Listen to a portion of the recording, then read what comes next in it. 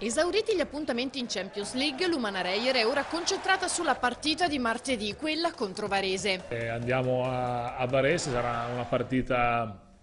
molto difficile perché storicamente con Varese lo è sempre. Troviamo una squadra che ha appena cambiato allenatore, quindi come spesso succede ci sarà da parte dei giocatori la volontà di superare i propri limiti, quindi un altro elemento di difficoltà, oltre che di incertezza nel sapere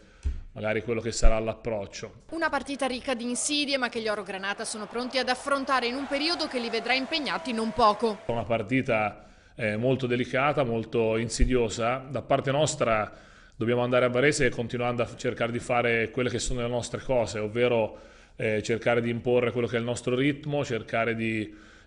giocare secondo le nostre caratteristiche e percepire poi il prima possibile durante la partita quelli che saranno poi i cambiamenti o le situazioni diverse che si verranno a creare anche con l'arrivo del nuovo allenatore e essere bravi a trovare subito le contromisure, però certamente non ci snatureremo rispetto a questa partita che apre un altro ciclo terribile in mezzo a queste pseudo feste per noi,